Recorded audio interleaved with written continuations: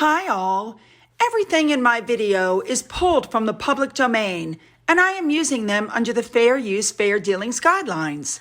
Everything I say is my own opinion. You should look into this information for yourselves, but I'm pretty sure I'm right.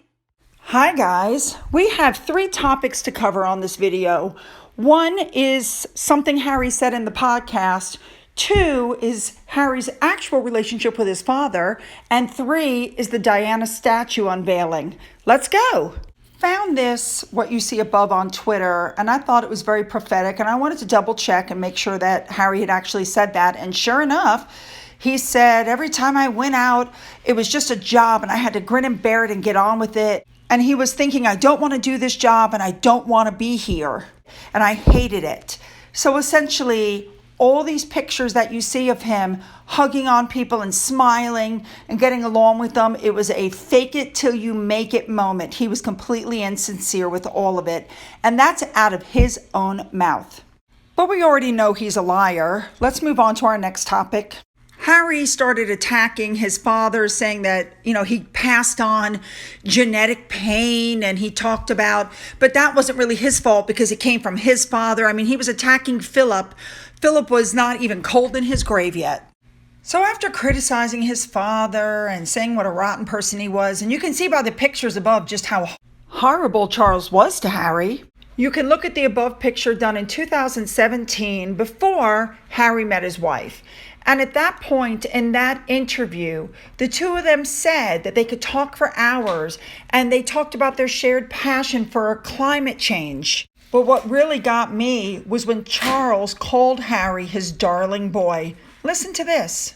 Because otherwise, I know that the two of us could end up talking about this for hours and hours and hours, which we always do, but not with a microphone in front of us. Now is a real test for humanity to be able to, swing that pendulum and say, right, in order for us to make our mark on this planet, and in order to be able to preserve it, then we have to A, work together, but B, also look after nature and allow it to give us those clues that you so rightly talk about.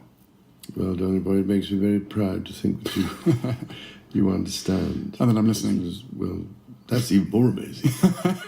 That's right, ladies and gentlemen, you heard it. He told him he was proud of him and called him his darling boy.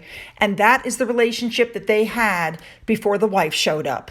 The other thing I just want to touch on or remark on is that I still have trouble listening to Harry talk about equality and compassion and let's be nice to everybody when you have pictures like this one. Now, I know people are going to say, come on, he was really young, let him off the hook.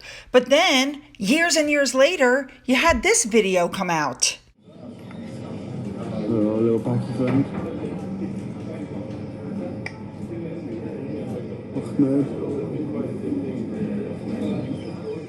That's right. Harry called his fellow soldier a paki. And then there's this. Baby, hold on. Let's not back down. Come on. Stand now. You look like a raghead. Look at me. That's right. That's Harry calling a fellow soldier a raghead, which is another racial slur. Now, the last thing I want to touch on is the Diana statue unveiling that is supposed to happen very soon.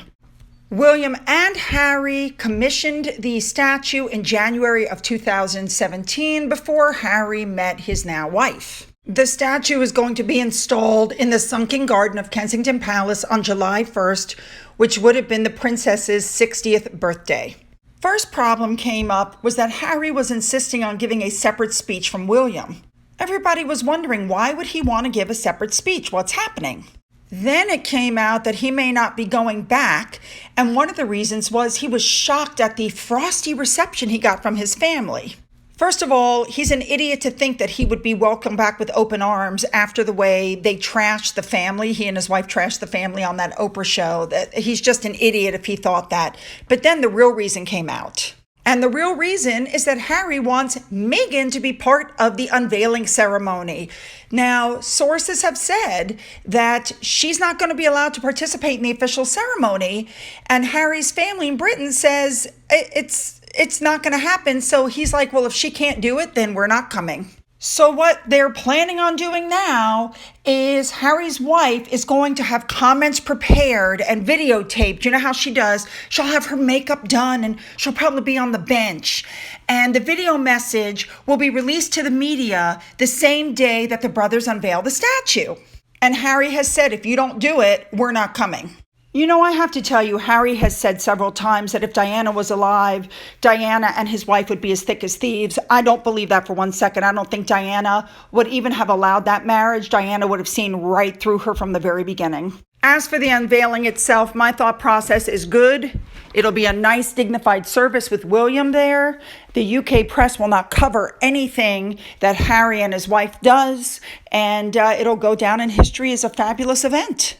So it's Finn update time, and I was going to show you his trick of sit, but this is what happened when I went to go tape him. What are you doing?